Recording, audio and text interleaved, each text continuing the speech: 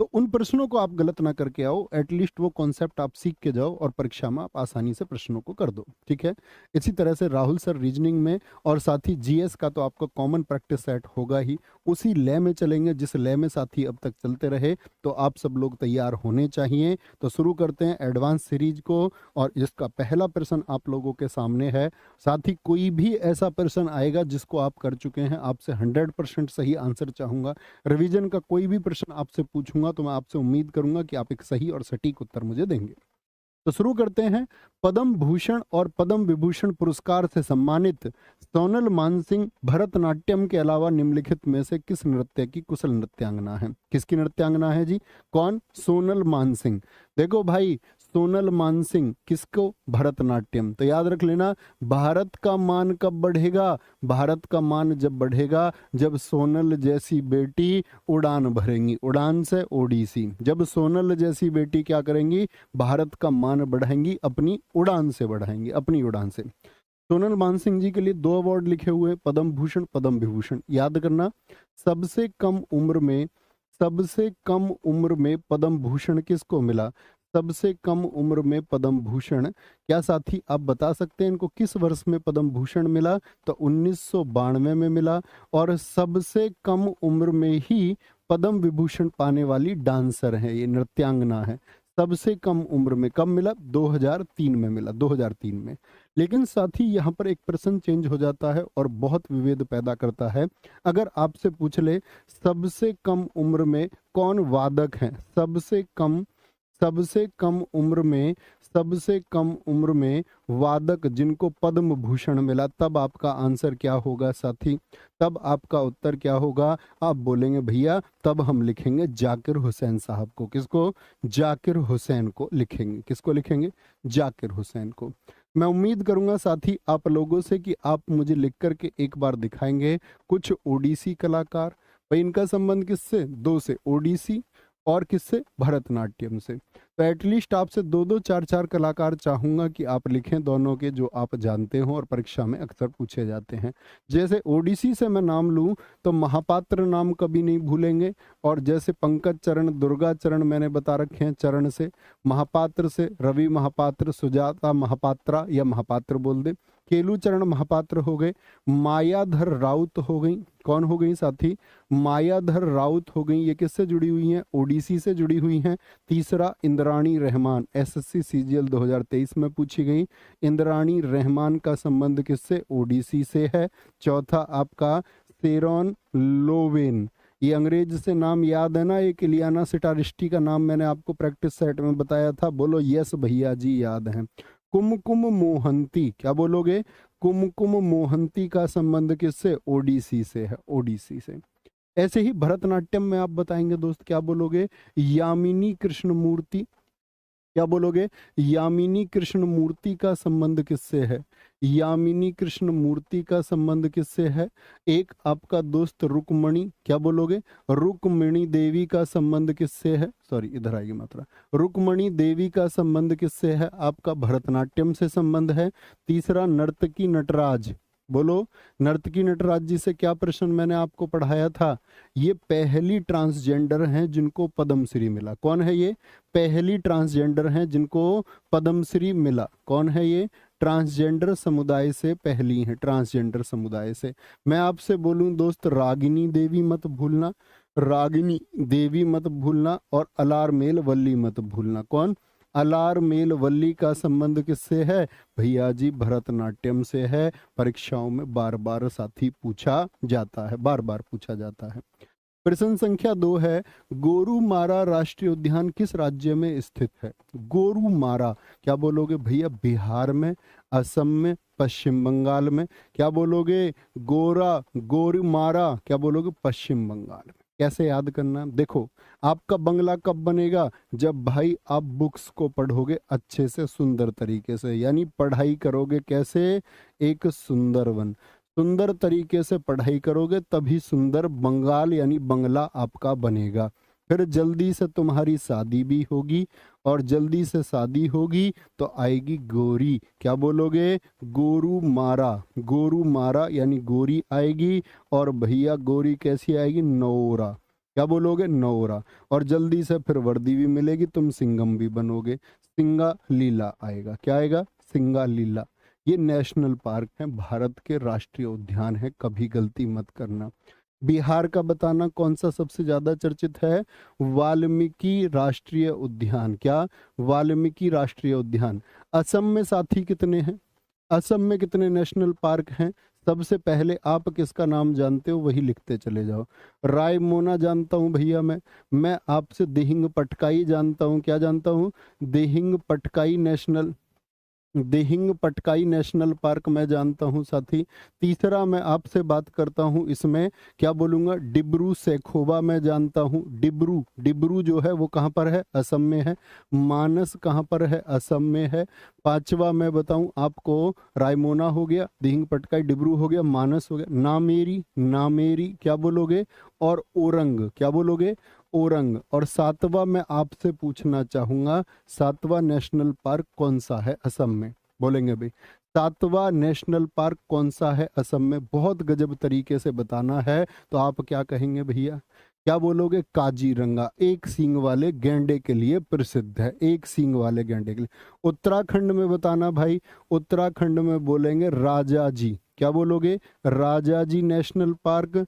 Nanda Devi national park. क्या बोलोगे? Nanda Devi national park. Jim Corbett का नाम क्या बदल दिया? राम गंगा। क्या बोलोगे? राम गंगा नेशनल पार्क कर दिया। और एक गोविंद पशु नेशनल पार्क। क्या? गोविंद पशु। ये भी कहाँ पर है? ये भी साथी हमारा, क्या बोलेंगे सारे दोस्त भैया जी, उत्तराखंड में है। नराली पूर्णिमा भारत के किस राज्य में मानसून के अंत का प्रतीक होता है? आज ही क्लास में बताया मैंने आपको, स्टैटिक जी के पढ़ाते टाइम एप्लीकेशन में, निराले कौन लगते हैं जरा बताएं। क्या बोलेंगे जी? निराले कौन लगते हैं भैया? बोल दो फटाफट से। क्या बोलेंगे जी? बिहार में, तमिलनाडु में, पश्चिम बंगाल या फिर महाराष्ट्र? भैया जी महाराष्ट्र कहेंगे। कौन लगते? महाराणा जी निराले लगते, निराले। कैसे जी? किस पे बैठ के? काले घोड़े पर बैठ के। एक एक आप बताओ। काला घोड़ा उत्सव यहीं पर मनाया जाता है भाई। एलिफेंटा उत्सव किस पे? काले घोड़े पे बैठ के भी निराले, और एलिफेंट पर भी निराले। एलिफेंटा उत्सव भी यहीं पर मनाया जाता है। नाग पंचमी कहाँ पर मनाया जाता है? नाग पंचमी तो महाराष्ट्र में मनाया जाता है। पोला महोत्सव कहाँ पर मनाया जाता है? मुझे बताओ, पोला महाराष्ट्र के अलावा और कहाँ पर मनाया जाता है? गोकुल अष्टमी कहाँ पर मनाया जाता है साथी? गोकुल अष्टमी महाराष्ट्र में। और मैं अब आपसे पूछूंगा, मुझे बताओ महाराष्ट्र का नव वर्ष किसको कहते हैं? कौन सा त्योहार है जो महाराष्ट्र का साथी न्यू ईयर कहलाता है? तो आप क्या बोलेंगे? न्यू ईयर भैया जी गुड़ी पड़वा कहलाता है। कोई भी न्यू ईयर नहीं भूलना है। एग्जाम के टाइम पे हिदायत दे रहा हूँ, इस 10 दिन में जो भी की पॉइंट्स आपको दे दूं वो आपको कंठस्थ होने चाहिए। पश्चिम बंगाल में अगर मैं आपसे पूछूं साथी, क्या बता सकते हैं आप? भैया जी पश्चिम बंगाल में पूजा होती है, कौन सी? एक तो दुर्गा पूजा हो गई। कौन सी पूजा? दुर्गा पूजा पश्चिम बंगाल की, कभी नहीं भूलना। दुर्गा पूजा। काली पूजा। क्या बोलोगे? काली पूजा कहाँ पर होती है भैया? पश्चिम बंगाल में होती है। जगधात्री पूजा कहाँ पर होती है? ये 3 पूजा पढ़े बगैर परीक्षा में नहीं जाना है। जगधात्री पूजा, काली पूजा, दुर्गा पूजा कहाँ की? पश्चिम बंगाल की साथी। तमिलनाडु का बताएं भाई, तमिलनाडु का कौन बताएगा? क्या बोलोगे? आदि पेरक्कू उत्सव। कौन सा? आदि पेरक्कू उत्सव। और एक आप बता दो तमिलनाडु का, क्या बोलेंगे जी? आपसे जानना चाहूंगा, जैसे मैं कह दूं थिपुसुम त्योहार। और एक आप बताएंगे सबसे चर्चित कौन सा है? सबसे चर्चित कौन सा है बताएंगे भाई? सबसे चर्चित कौन सा होगा? तो तमिलनाडु का नववर्ष ही बताओ आप, पुंथुडू न्यू ईयर है, पुंथुडू। बिहार का नववर्ष बताना साथी, बिहार का नववर्ष कौन सा होता है? क्या बोलोगे? बिहुला। बिहुला कहाँ का है? देखो इससे कंफ्यूज होता बहुत बच्चा, बिहू असम लिख देता, आपको लिखना बिहुला बिहार का है। सामा चकेवा कहाँ का है? सामा चकेवा कहाँ का? बिहार का। और मुझे बताओ बिहार का न्यू ईयर कौन सा कहलाता है? देखना चाहूंगा भाई, न्यू ईयर ऑफ बिहार कौन सा है? बिहार का नववर्ष किस उत्सव को कहा जाता है? कौन सा उत्सव है? क्या बोलेंगे जी? उत्तर दिखाएं एक बार बच्चों के। बहुत कम बच्चे बेस्टू बरस लिख रहे हैं, गलत लिख रहे हो भाई। फाग हरियाणा का लिख रहे हैं बहुत सारे साथी। बिहुला न्यू ईयर नहीं है। खिचड़ी उत्तर प्रदेश का है जो साथी लिख रहे हैं, खिचड़ी। जिन साथियों ने शीतल शीतल लिखा वो बहुत गजब है। जुड़ शीतल, क्या बोलोगे? जुड़ शीतल बिहार का नववर्ष है। कौन सा? जुड़ शीतल बिहार का नववर्ष है, भूलना नहीं है। ठीक है, आगे आएंगे।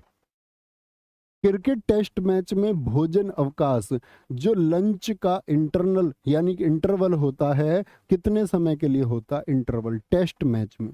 अच्छा, टेस्ट मैच के बारे में क्या क्या जानते हो जी? तो आप बोलेंगे भैया इंटरवल होता 40 मिनट का। इंटरवल यानी कि लंच, खाना खाने के लिए ये। और टी ब्रेक कितनी देर का होगा? जो चाय का ब्रेक होता है, बताओ भाई टी ब्रेक कितनी देर का होगा? भैया टी ब्रेक होता है 20 मिनट का। मुझे बताओ टेस्ट मैच कितने दिन का होता है? पुरुषों का जो मेल में जो टेस्ट मैच होता है वो कितने दिन का होता है साथी? तो आप बोलेंगे टेस्ट मैच होता है भैया आपका 5 दिन का। कितने दिन का? 5 दिन का। और छठवां जो दिन होता है, जो 6th डे होता है, वो होता है रिजर्व डे। भाई अगर 5 दिन में नतीजा नहीं निकला, बारिश वगैरह किसी कारण से, तो रिजर्व डे कौन सा होता है? छठा डे। तो प्रश्न पूछा जाता है एक, रिजर्व डे में टेस्ट में कितने ओवर फेंके जाते हैं? कितने ओवर फेंके जाते हैं? 83 ओवर फेंके जा सकते हैं, या 5.5 घंटे का मैच होगा, 330 मिनट मैक्स, ये अधिकतम है। इससे पहले नतीजे आ गए तो अच्छी बात है। ठीक है, तो टेस्ट मैच कितने दिन का होता? 5 दिन का। ले मैं पूछूं आपसे, महिला टेस्ट मैच कितने दिन का होता है? जो महिला होती है टीम, उसके लिए टेस्ट मैच कितने दिन का होता है? महिलाओं के लिए, फीमेल के लिए जो टेस्ट मैच होता है वो 4 दिन का होता है साथी, 4 दिन का। तो 5 दिन में, जैसे मान के चलो पहला दिन है, क्या है? पहला दिन। दो चीजें और सिखानी है। तो पहले दिन में कितने सेशन होते हैं, मतलब टेस्ट मैच में एक दिन में कितने सेशन होते हैं? तो पहला दिन या कोई भी 5वां दिन हो, हमेशा 3 सेशन होंगे। कितने सेशन होंगे? 3 सेशन भैया होते हैं, यानी 6 घंटे का मैच होता है प्रत्येक दिन। और 6 घंटे का मैच 2-2 घंटे के गैप पर होता है। 2 घंटे, फिर 2 घंटे खेला जाएगा, और फिर 2 घंटे। पहले 2 घंटे के बाद में यहाँ पर लंच ब्रेक होता है 40 मिनट का। और आपसे पूछेगा टी ब्रेक कौन से 2 इंटरवल के बीच में होता है? पहले तीसरे के बीच में, दूसरे तीसरे के बीच में, या पहले दूसरे के बीच में? तो यहाँ पर टी ब्रेक होता है वो 20 मिनट का होता है। कितने का होता है? 20 मिनट का होता है। तो कितने? 2 घंटे, यानी डेली मैच 6 घंटे का होगा, 2 घंटे 2 घंटे 2 घंटे। तो जो टी ब्रेक होगा 20 मिनट का, वो दूसरे और तीसरे हाफ के बीच में होगा, और इसके बाद में तो दिन का खेल खत्म हो जाता है। प्रत्येक दिन में टेस्ट में कितने ओवर फेंके जाते हैं? भैया 90 ओवर फेंके जाते हैं, यानी इन 2 घंटे में 30 ओवर फेंकने का नियम है, ये याद रख लेना। प्रत्येक सेशन में कितने ओवर फेंके जाने चाहिए? औसतन 30 ओवर फेंके जाने चाहिए, नहीं तो फिर पेनल्टी लगती है। फिर तो पेनल्टी लगती है साथी। ठीक है, आगे आएंगे। कॉमनवेल्थ गेम्स किसके द्वारा आयोजित किए जाते हैं? कॉमनवेल्थ गेम्स जो होते हैं वो किसके द्वारा आयोजित होते हैं? अंतर्राष्ट्रीय ओलंपिक परिषद, एशियाई खेल संघ, ये तो एशियाई खेलों को, ये ओलंपिक खेलों को। राष्ट्रमंडल खेल संघ होगा जी भैया। जो कॉमनवेल्थ गेम्स एसोसिएशन होता है वही कॉमनवेल्थ गेम्स का आयोजन करता है। मुझे बताओ पहले कॉमनवेल्थ गेम कब हुए थे? पहले कॉमनवेल्थ गेम हुए थे साथी, वो कब हुए थे? पहले कॉमनवेल्थ गेम्स आप कहेंगे भैया जी 1930, कभी नहीं भूलूंगा, परीक्षा में इस बार भी आएगा, हैमिल्टन कनाडा में हुए।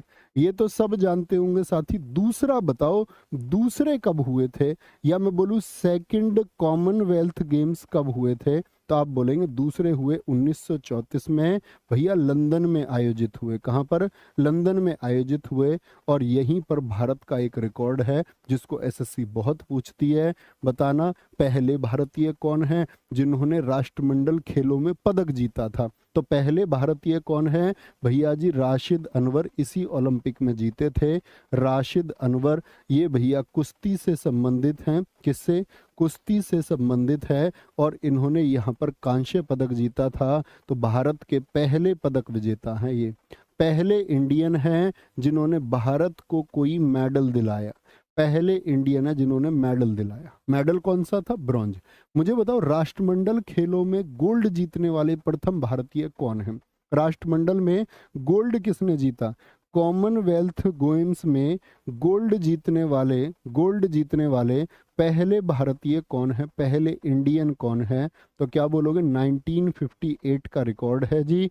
क्या बोलोगे? जीव मिल्खा सिंह? नहीं जी, जीव मिल्खा सिंह तो गोल्फ से जुड़े हुए हैं। हमारे मिल्खा सिंह, फ्लाइंग सिख मिल्खा सिंह, कौन सा गेम खेलते थे भैया बताना? दौड़ से संबंधित है और इन्होंने गोल्ड जीता। मुझे बताएंगे कॉमनवेल्थ गेम्स में मेडल जीतने वाली पहली महिला कौन है? मेडल जीतने वाली पहली भारतीय महिला कौन है? तो क्या आंसर आएगा? पहली भारतीय महिला, तो आपका आंसर आएगा भैया कांस्य जीता था। किसने? आपका अमी घिया और कंवल सिंह इकट्ठे खेल रही थी बैडमिंटन। इकट्ठे एक जोड़ी है, इसने बैडमिंटन में, किसमें, कौन सा खेल है इनका? बैडमिंटन में। कौन सा अवार्ड जीता भैया? इन्होंने कांस्य जीता। क्या जीता?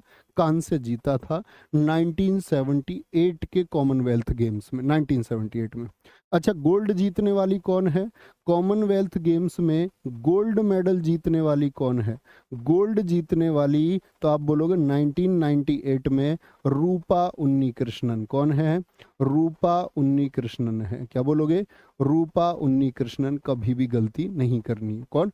रूपा उन्नीकृष्णन। मीराबाई चानू कहाँ से आ गई भाई, कुछ भी नाम लिख देते हो। क्या बोलोगे? रूपा उन्नीकृष्णन। मुझे बताओ भारत में कॉमनवेल्थ गेम्स कितनी बार हुए हैं? भारत में क्या हुए भी हैं एक आध बार या नहीं? बोलो जी। कॉमनवेल्थ गेम्स भारत में कितनी बार हुए हैं? तो सिर्फ एक बार हुए हैं साथी, एक बार हुए हैं। वो भी कब हुए हैं? सन 2010 में। प्रश्न आपसे पूछा जाएगा नई दिल्ली में। मुझे बताओ भारत की स्थिति क्या थी इन गेम्स में? भारत की रैंक क्या थी? तो क्या बोलोगे? जब भारत में कॉमनवेल्थ गेम्स हुए तो भारत की जो रैंक थी, क्या बोलोगे? वो थी भैया सेकंड। क्या रैंक थी? भारत की रैंक थी सेकंड। क्या बोलोगे? भारत की रैंक थी सेकंड। और भारत ने कुल मेडल यहाँ पर जीते थे, आपका मेडल भारत के आए थे 101। कितने मेडल? 101 मेडल, जिसमें 38 गोल्ड थे हमारे। 138 तो टोटल मेडल थे। तो कुछ भी पूछ सकता है आपसे कुल मेडल कितने थे, क्योंकि ये चर्चित है कि भारत में एक ही बार हुआ, भारत में एक ही बार हुए हैं। तो आप लोगों को साथ ही ये पता होने चाहिए। नेक्स्ट है जी, रोवर्स कप निम्नलिखित में से किस खेल से संबंधित है? रोवर्स कप बताएंगे। वॉलीबॉल, क्रिकेट, फुटबॉल या फिर हॉकी? आंसर बहुत आसान है, फुटबॉल से है। तो फुटबॉल के सारे कप सोच लीजिए आप कौन कौन से हैं भैया। संतोष ट्रॉफी। प्रश्न साथी मेरा ये है, मैंने कहा व्याख्या पर ध्यान देना है, प्रश्न पर उतना ध्यान नहीं देना। संतोष ट्रॉफी कब खेली गई थी पहली बार? 1941 में खेली गई। डूरंड कप पहली बार कब खेला गया बताएंगे। डूरंड कप 1888 साथी शिमला में खेला गया। और ये भारत क्या एशिया की सबसे पुरानी फुटबॉल प्रतियोगिता है? क्या बोलोगे? भारत के साथ में एशिया की भी सबसे पुरानी और दुनिया की तीसरी है, दुनिया की तीसरी सबसे पुरानी प्रतियोगिता है। एशिया की सबसे पुरानी कंपटीशन है ये, सबसे पुरानी साथी प्रतियोगिता है। क्या आप मुझे बता सकते हैं दुनिया की सबसे पुरानी प्रतियोगिता कौन सी है? तो दुनिया की सबसे पुरानी याद रख लेना, जिनको नहीं पता, दुनिया में सबसे पुरानी आती है फुटबॉल प्रतियोगिता में एफए कप। कौन सा? एफए कप दुनिया की सबसे पुरानी प्रतियोगिताओं में शामिल है। ठीक है। अच्छा, डूरंड कप के अलावा और कौन कौन से आप जानते हैं? एक तो आशुतोष कप होता है, आशुतोष कप है साथी आपका। एक आपका मर्डेका कप है साथी। क्या बोलोगे? एक भैया जी हमारा मर्डेका कप है। कौन सा है? मर्डेका कप है। बीसी राय ट्रॉफी है। मुझे बताइए बीसी राय ट्रॉफी में कितने से कम के बच्चे खेलते हैं? कितने से कम के? तो क्या बोलोगे? 19 से कम के बच्चों के लिए, जिनकी उम्र 19 साल से कम होती है, 19 साल से कम होती है साथी, उनको हम क्या कहते हैं? वो बीसी राय ट्रॉफी में भाग लेते हैं, बीसी राय ट्रॉफी में। ओके। शनि ग्रह के वायुमंडल में निम्नलिखित में से कौन सी गैस है जो सबसे अधिक मात्रा में पाई जाती है? वही अरुण पर भी सबसे ज्यादा पाई जाती है, वही साथी आपका वरुण पर भी सबसे ज्यादा पाई जाती है। तो क्या बोलेंगे भैया? CH4 मैथेन है। और इसके साथ में आपका अमोनिया के भी बादल पाए जाते हैं। क्या बोलोगे? CH4 और किस गैस के, अमोनिया के क्लाउड्स यानी कि बादल साथी पाए जाते हैं कहाँ पर, आपका सैचर्न यानी कि शनि पर, ठीक है, शनि पर, ठीक है। याद रख लेना अरुण और वरुण का भी यही हाल है। अरुण और वरुण यानी कि जो आपका क्या बोलोगे, अरुण वरुण पर भी क्या है, यही पाया जाता है। अरुण और वरुण पर भी यही पाए जाते हैं। अरुण और वरुण याद रख रहे हैं। शनि के बाद में कौन कौन से हैं आपका, जो सबसे लास्ट में है। अच्छा, शनि ग्रह के बारे में मुझे एक बात बताओ, ग्रहों के घटते हुए क्रम में शनि आकार में कौन से स्थान पर आएगा? आकार में सबसे बड़ा कौन सा, बृहस्पति। तो शनि क्या है, याद रख लेना, शनि जो है, सेचन जो है हमारा, वो दूसरा दूसरा बड़ा ग्रह है बृहस्पति के बाद में। क्या बोलोगे, ये दूसरा बड़ा ग्रह है। इसको साथ ही हम कहते हैं गैसों का गोला। क्या बोलोगे, गैसों का गोला किसको कहा जाता है, वो शनि ग्रह को कहा जाता है। अगर सबसे ज्यादा ऑबलेट की बात करूं, सबसे ज्यादा ऑबलेट कौन है या सबसे ज्यादा चपटा कौन है, तो सर्वाधिक चपटा भी कौन है, साथी शनि ही है। अगर मैं बात करूं सबसे कम घनत्व किसका है, सबसे कम डेंसिटी किसकी है, सबसे कम डेंसिटी वो किसकी है, शनि की। सबसे ज्यादा तो पृथ्वी की है, सबसे कम डेंसिटी शनि का घनत्व कितना, 0.68 ग्राम पर सेंटीमीटर क्यूब है, ये इसका घनत्व है। ठीक है, मुझे बताओ अगर शनि के चारों ओर बात करें तो कितने छल्ले हैं, 7 प्रमुख वलय हैं, 7 प्रमुख छल्ले हैं, जिनको हम नाम देते ABCDEFG। बी छल्ला जो है वो सबसे ज्यादा चमकीला है। कौन सा छल्ला, बी छल्ला जो है वो सबसे ज्यादा चमकीला है, और यहीं पर आता है सबसे ज्यादा उपग्रह हैं इसके। वर्तमान में सबसे ज्यादा उपग्रह किसके हैं, इसी के हैं। तो मुझे बताएं साथी, इसके उपग्रहों की संख्या मैं आप सबसे जानना चाहता हूं। क्या बोलेंगे, कितने उपग्रह मैंने कक्षा में आपको इसके बताए, 145 भैया इसके उपग्रह हैं, और वो सबसे ज्यादा हैं। टाइटन किसका उपग्रह है, इसी का है। ये एकमात्र ऐसा उपग्रह है जिसपे स्थायी वायुमंडल है। एकमात्र उपग्रह है ये आकाश गंगा का जिसका क्या है, स्थायी वायुमंडल है। तो पूछे आपसे कभी भी, एक तो टाइटन किसका उपग्रह, आप कहेंगे भैया शनि का उपग्रह, शनि का उपग्रह। ऐसे ही आपसे पूछ ले रिया और लापेटस, बहुत चर्चित है, ये भी आकार में बड़े हैं। रिया और लापेटस किसके उपग्रह हैं, रिया और लापेटस, क्या बोलोगे, रिया और लापेटस भैया ये हमारा शनि के उपग्रह। अच्छा, उपग्रहों की जब बात आती है साथी, मैं आपसे कुछ उपग्रह पूछना चाहूंगा यहाँ पर, मुझे बताना फोबोस और डीमोस किसके हैं, बताएं जी। फोबोस और डीमोस किसके उपग्रह हैं, फोबोस और डीमोस। क्योंकि आप सब जानते होंगे साथी, आपका जो बुध है, मरकरी है, जो वीनस है, शुक्र है, उनका तो अपना कोई उपग्रह है ही नहीं। अपना कोई उपग्रह, उनका तो अपना कोई उपग्रह है ही नहीं। ये किसके, मंगल के 2 उपग्रह हैं, पृथ्वी का एक ही है, चंद्रमा, उसके बारे में सब जानते ही हैं। गैनीमीड किसका है, सबसे बड़ा उपग्रह है गैनीमीड। और मैं बोल दूं यूरोपा, गैनीमीड और यूरोपा किसके हैं, ये साथी बृहस्पति के हैं। किसके हैं, ये साथी बृहस्पति के हैं, ये बात याद रख लेना। टाइटेनिया किसका है, बताएंगे जरा, टाइटेनिया किसका उपग्रह है, टाइटेनिया अरुण का है, इसको कभी शनि मत लिख देना। और ऐसे ही टाइटन, इसमें बड़ा कंफ्यूजन होता है, तीसरा सबसे बड़ा है ये ट्राइटन, ये किसका है, ये वरुण का है। किसका है, ये वरुण का। तो टाइटन, टाइटेनिया और ट्राइटन, तीनों नाम साथी अलग अलग हैं, ये बात याद रख लेनी है, कभी गलती नहीं करेंगे। अगले प्रश्न पर चलते हैं। निम्नलिखित में से कौन सी एक नदी भारतीय गंगा नदी बेसिन का हिस्सा नहीं है। गंगा नदी बेसिन साथी आप ज्योग्राफी में पढ़ते होंगे, उत्तर भारत में फैला हुआ है गंगा नदी का बेसिन, उत्तर भारत, ठीक है, उत्तर और पूर्व की तरफ भी। पुनपुन नदी जो बिहार और झारखंड में बहती है, क्या गंगा नदी की ट्रिब्यूटरी है, तो आप कहेंगे जी हाँ। अजय नदी दोस्त हुगली नदी की एक सहायक नदी है जो पश्चिम बंगाल में बहती है, क्या गंगा बेसिन में शामिल होती है, जी हाँ। गंगा का बेसिन आप जानते हो ना सारे साथी, गंगा का बेसिन ये सारा गंगा का बेसिन है, ठीक है। तो क्या बोलेंगे, जलांगी नदी ये भी पश्चिम बंगाल में बहती है, तो ये सब किसका हिस्सा है, ये गंगा बेसिन का हिस्सा है। लेकिन जोंक नदी को आप देखोगे साथी, उड़ीसा और छत्तीसगढ़ में बहती है, यानी ये दक्षिण भारत की एक नदी है जो महानदी की सहायक है। किसकी है, महानदी की सहायक है। किसकी सहायक है, महानदी की सहायक है। मुझे बताएं, महानदी की ट्रिब्यूटरी है, तो मुझे बताओ महानदी किस राज्य में बहती है। सारे दोस्त क्या कहेंगे, भैया जी उड़ीसा में बहती है, कभी हम गलती करके नहीं आएंगे। आगे आएंगे। भारत में लोकपाल, जिसको हम ओम्बुड्समैन कहते हैं, जिसको स्वीडन देश ने सबसे पहले इस वर्ड को इस्तेमाल किया, उस लोकपाल और लोकायुक्त की स्थापना का सुझाव किसने दिया था? सुझाव किसने दिया? तो सरकारिया आयोग ने, क्या बोलेंगे, जी नहीं। प्रशासनिक आयोग ने, विधि आयोग ने, या ठक्कर कमीशन ने? क्या बोलोगे भैया, एडमिनिस्ट्रेटिव रिफॉर्म कमीशन, एएफसी ने। किसने? एएफसी ने, एडमिनिस्ट्रेटिव रिफॉर्म कमीशन, एएफसी ने दिया। 1966 की बात है। 1966 में कैसे? तो याद रख लेना, पहला प्रशासनिक सुधार आयोग, पहला एडमिनिस्ट्रेटिव रिफॉर्म कमीशन भारत का कब नियुक्त हुआ था? 5 जनवरी 1966 को, 5 जनवरी 1966 को। और पहले प्रशासनिक सुधार आयोग के अध्यक्ष कौन थे? तो क्या बोलोगे, इसके अध्यक्ष थे मोरारजी देसाई। क्या बोलोगे? मोरारजी देसाई, भारत के उप प्रधानमंत्री बनने से पहले।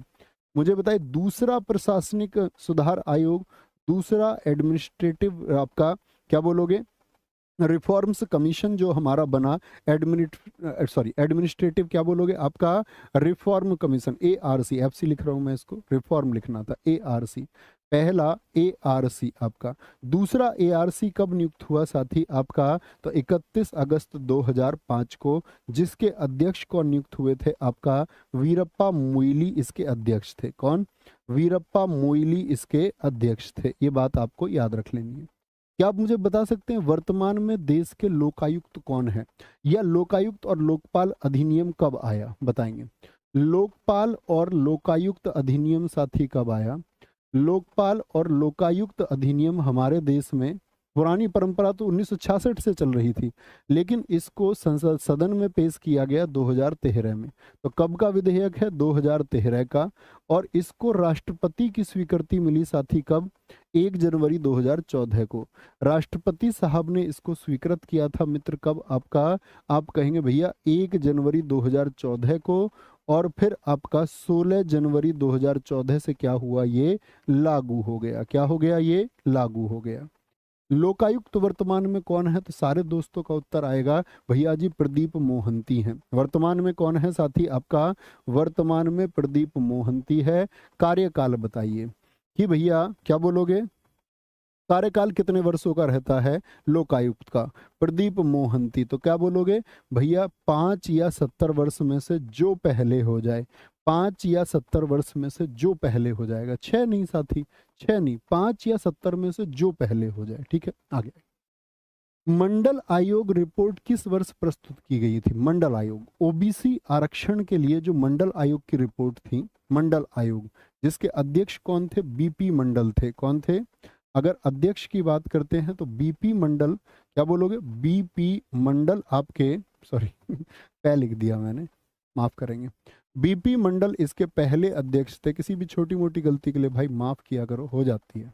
बीपी मंडल, क्या बोलोगे आप, कौन थे आपका? इसके पहले के अध्यक्ष थे। ठीक है, और इसने अपनी रिपोर्ट पेश की 1980 में। लेकिन मैं पूछूं, लागू कब हुई ये रिपोर्ट? रिपोर्ट ये लागू हुई 1990 में। क्या बोलोगे? वीपी सिंह जी ने। और इसी में क्या सिफारिश की गई थी मंडल आयोग की इन कमेटी में? इसमें सिफारिश की गई थी ओबीसी को आरक्षण की बात। और कितने प्रतिशत आरक्षण ओबीसी को दिया गया? ओबीसी आरक्षण बताएंगे जी, कितने परसेंट रिजर्वेशन की बात इसमें की गई?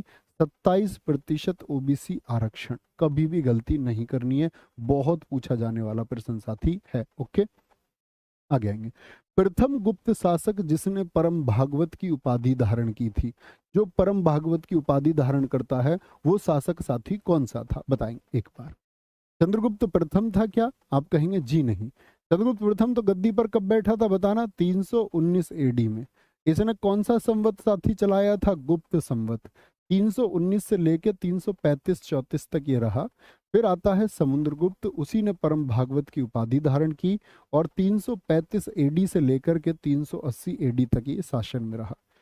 इसके और क्या क्या नाम आप जानते हैं अगर मैं आपसे जानना चाहूं? समुद्रगुप्त को ही हम कहते हैं साथी भारत का नेपोलियन। क्या बोलोगे? भारत का नेपोलियन समुद्रगुप्त को ही कहा जाता है।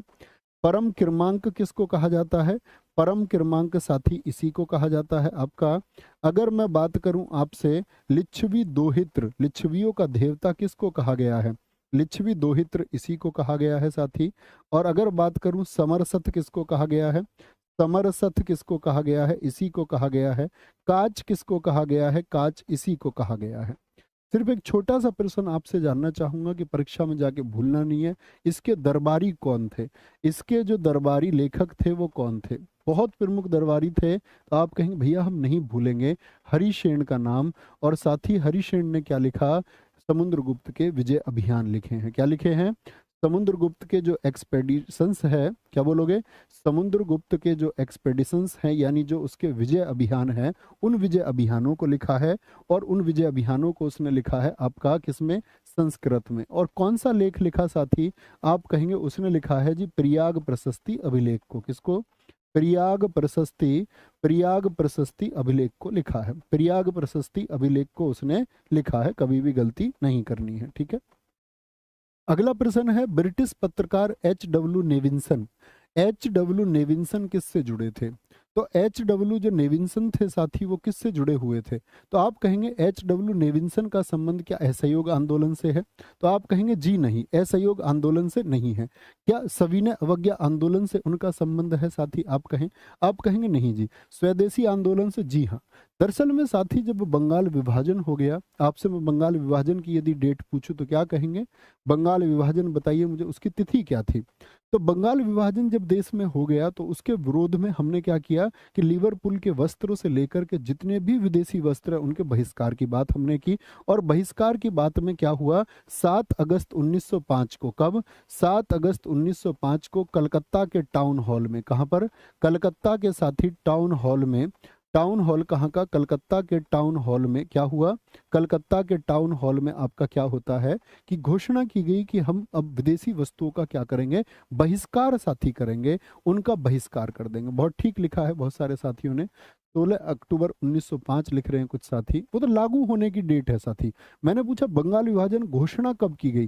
तब उसके बाद में। ये 16 अक्टूबर से तो पहले हो गया, लागू होने से तो पहले हम विरोध कर रहे थे। तो घोषणा कब? जिसको 19 जुलाई लिखा रहता, 20 जुलाई लिखा था, 19 जुलाई उसमें सही डेट है, 1905। तो जब ये विरोध हुआ तो कई जगह पर विरोध हुआ। मुझे एक बात बताओ, पूना और बॉम्बे में नेतृत्व किसने किया था इस विरोध का? पूना और बॉम्बे में कौन थे भैया? याद रख लेना, बाल गंगाधर तिलक जी ने इसका विरोध किया था। बाल गंगाधर तिलक जी ने। पंजाब में साथी कौन विरोध कर रहे थे? पंजाब में आप मुझे बताएंगे। दिल्ली में बताइए किसने नेतृत्व किया इसका? आपका आपका किसकी बात करें? स्वदेशी आंदोलन की। मद्रास में बताइए किसने विद्रोह किया मद्रास में? तो आप बोलेंगे पंजाब में थे भैया आपका लाला लाजपत राय थे, लाला लाजपत राय जी थे। और साथ में आपके कौन थे? आपका अजीत सिंह जी थे। कौन थे? अजीत सिंह जी थे, ठीक है, अजीत सिंह जी थे। दिल्ली में साथी कौन थे? सैयद हैदर रजा थे। कौन? सैयद हैदर रजा, बहुत पूछा जाता है। सैयद हैदर रजा ने दिल्ली में नेतृत्व किया। और मद्रास में थे चिदम्बरम पिल्लई। क्या बोलोगे? मद्रास में थे चिदम्बरम पिल्लई। और किसने इसको शूट किया था? जैसे ये 3 पत्रकारों के नाम आते हैं साथी आपसे। एक तो डब्ल्यू नेविंसन का, एक नाम आता है आपको अगर याद हो लुई फिशर का। जानते हैं इस बात को? लुई फिशर कब है? वो भारत छोड़ो आंदोलन के दौरान है। और साथ ही एक नाम आता है वेब मिलर का, जो दांडी मार्च के दौरान पत्रकार थे। इन तीनों की पत्रकारिता ने ही दुनिया पर किसका? ब्रिटेन का उस समय से जो क्रूर चेहरा था उसको दिखाया था। ओके, आगे नेक्स्ट है। निम्नलिखित कथनों पर विचार कीजिए। गोरेवाला समिति की संस्तुति के फलस्वरूप, और इस तरह के प्रश्नों की तरफ आज फॉर्मेट में एसएससी जा रहा है, आप लोगों को आदत बना लेनी है। वो आज स्टेटमेंट के क्वेश्चन पूछता है। क्या बोलेंगे? गोरेवाला समिति की संस्तुति के फलस्वरूप भारतीय स्टेट बैंक की स्थापना हुई। क्या बोलेंगे जी? भारतीय स्टेट बैंक की तो गोरेवाला, एक थी एडी गोरेवाला समिति। कौन सी? एडी गोरेवाला समिति। और उसने दोस्त क्या की थी? संस्तुति की थी आपका कब? 1952 में। और उसी 1952 की संस्तुति पर किसकी? स्टेट बैंक की स्थापना हुई। यानी पहला तो ठीक हो गया। 6 वाणिज्यिक बैंकों का राष्ट्रीयकरण 15 अप्रैल 1980 को हुआ था क्या? 1980 को हुआ था क्या? जी हाँ भैया, 1980 को हुआ था। यानी दोनों 1 और 2 ठीक है। देखो ये कह रहा है 6 बैंकों का, इससे पहले 14 बैंकों का हुआ था। तो आप मुझे बताइए 14 बैंकों का जो राष्ट्रीयकरण हुआ था साथी वो कब हुआ था? तो आप कहेंगे भैया 14 बैंकों का हुआ था 19 जुलाई 1969 को 1969 में, ठीक है। ये और इसके बाद में आपका साथी 1980 में 15 अप्रैल को 6 बैंकों का कर दिया गया। अगर मैं स्टेट बैंक ऑफ इंडिया की बात करता हूं तो किन 3 बैंकों से मिलकर बना है? बोलेंगे SBI state bank of India किन 3 बैंकों से मिलकर साथी बना है? तो पहला बैंक आता है बैंक ऑफ बंगाल। क्या बोलोगे? बैंक ऑफ बंगाल आपका, ठीक है। बैंक ऑफ बंगाल की स्थापना आपको बतानी है। फिर मैं बोलूं बैंक ऑफ बॉम्बे आपको बताना है उसकी स्थापना कब हुई थी साथी। और बैंक ऑफ मद्रास की स्थापना साथी कब हुई थी? तो क्या बोलेंगे?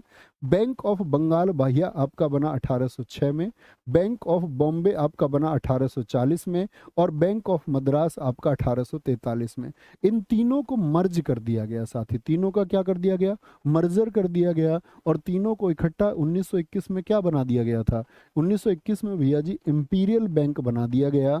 और मुझे बताओ इसी इंपीरियल बैंक को नेशनलाइज करके, राष्ट्रीयकृत करके क्या बना दिया गया 1955 में? किस डेट को बताना?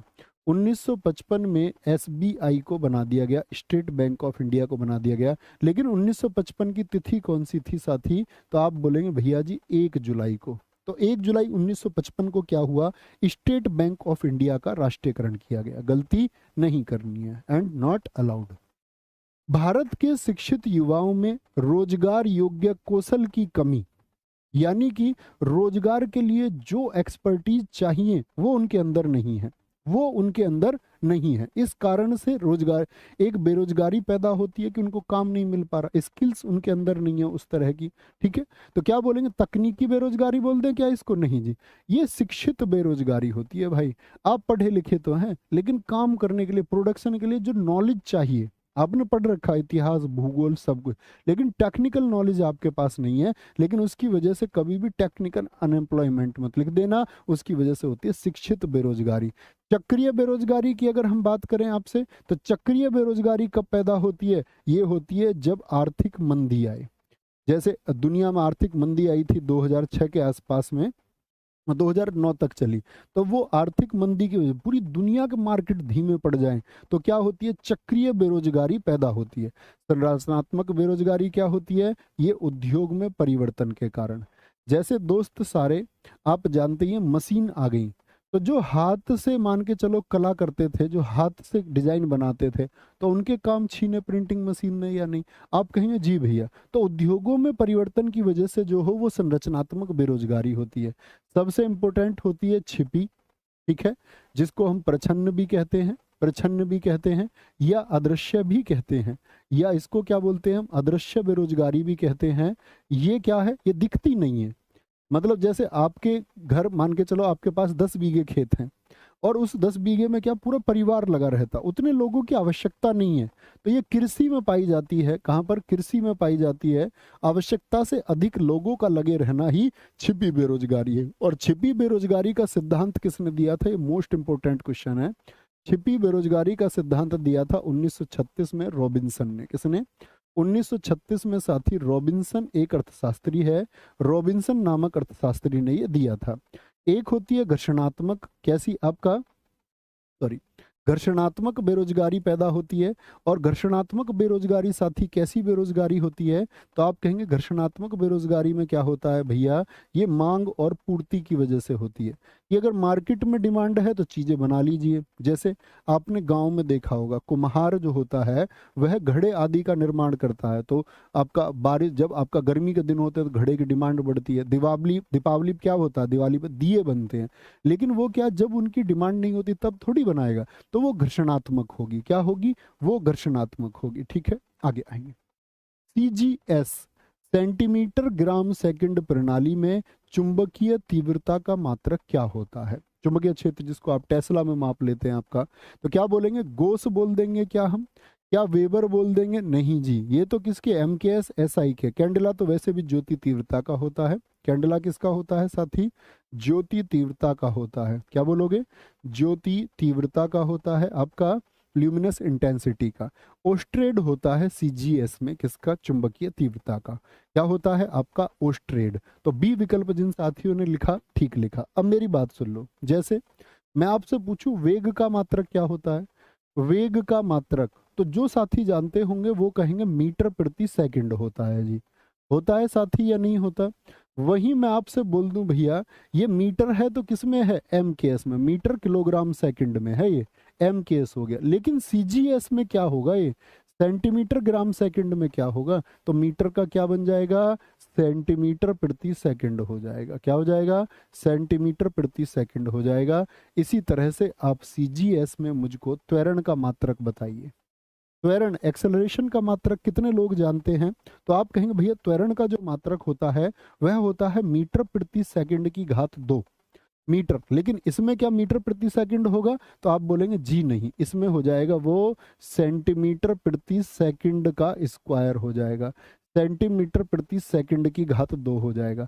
बल का मात्रक बताइए सीजीएस में क्या होता है, बल का मात्रक सारे जानते हो न्यूटन होता है, लेकिन बल का मात्रक यहाँ पर क्या होगा, डाइन होगा। क्या होगा, बल का मात्रक भैया डाइन हो जाएगा।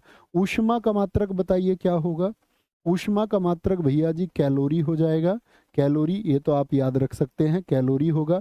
दाब का मात्रक बताइए, दाब प्रेशर का क्या होगा, डाइन पर सेंटीमीटर स्क्वायर होगा। क्या बोलोगे, न्यूटन प्रति मीटर स्क्वायर होता है ना वैसे एम के एस में, न्यूटन प्रति मीटर स्क्वायर, यहाँ डाइन में नपता है और मीटर की जगह आ जाएगा सेंटीमीटर, मीटर की जगह सेंटीमीटर।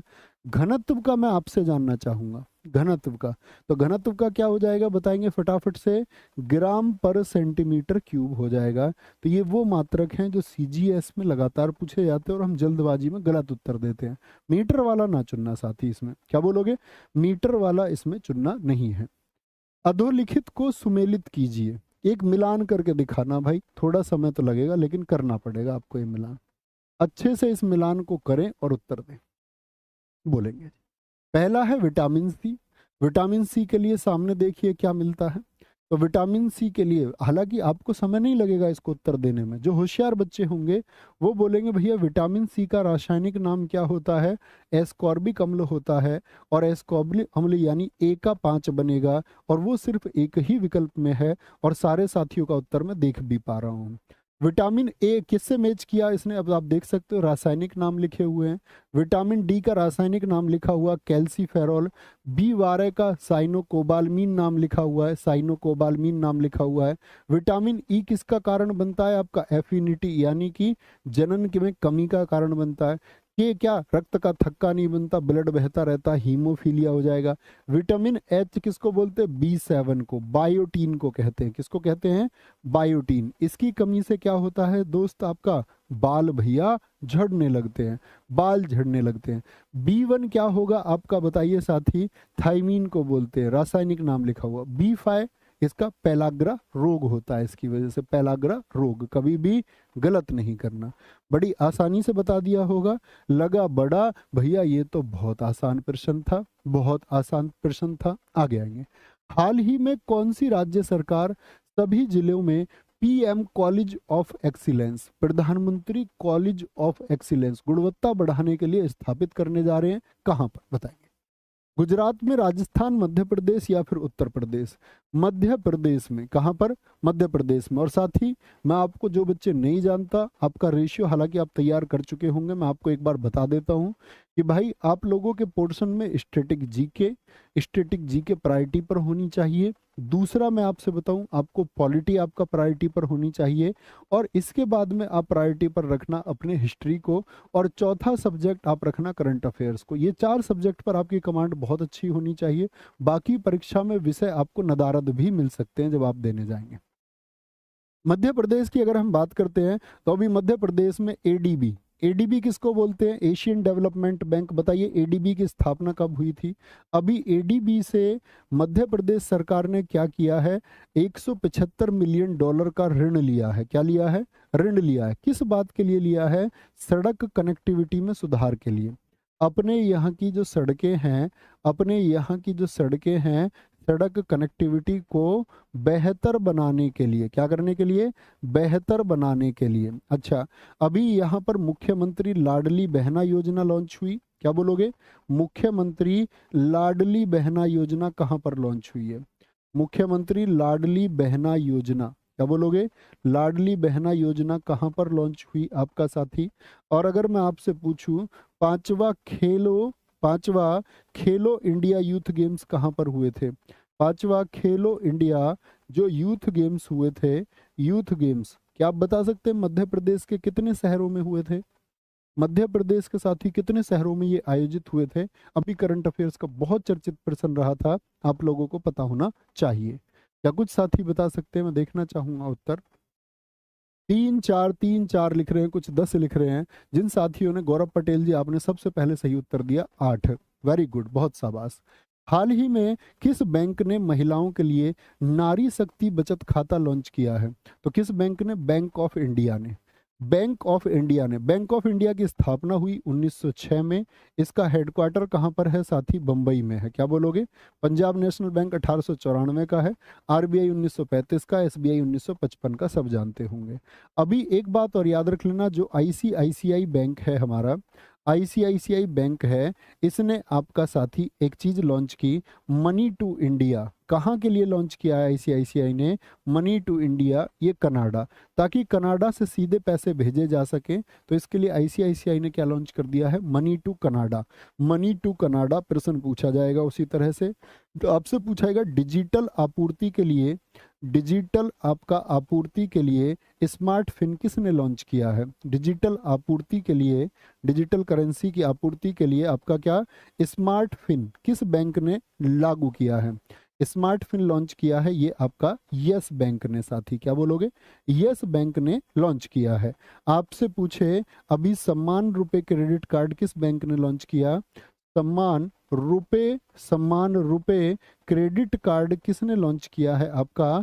तो आप कहेंगे भैया ये लॉन्च किया है इंडस इंड बैंक ने। क्या बोलोगे?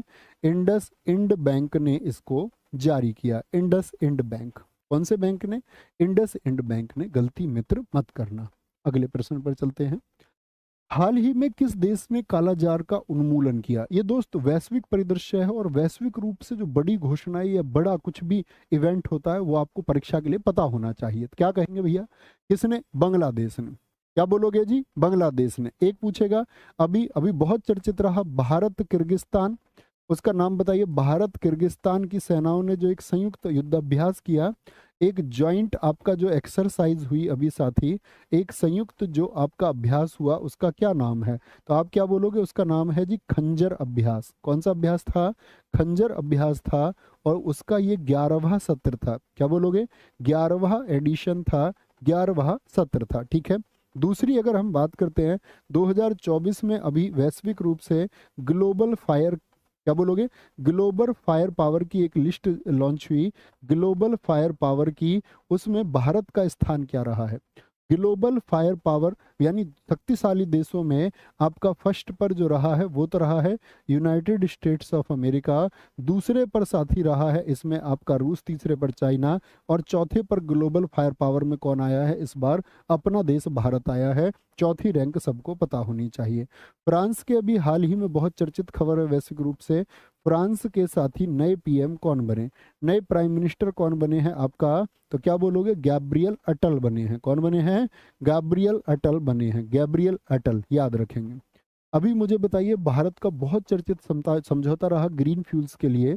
तो भारत ने जो आपका, भारत ने ग्रीन फ्यूल्स, क्या बोलोगे?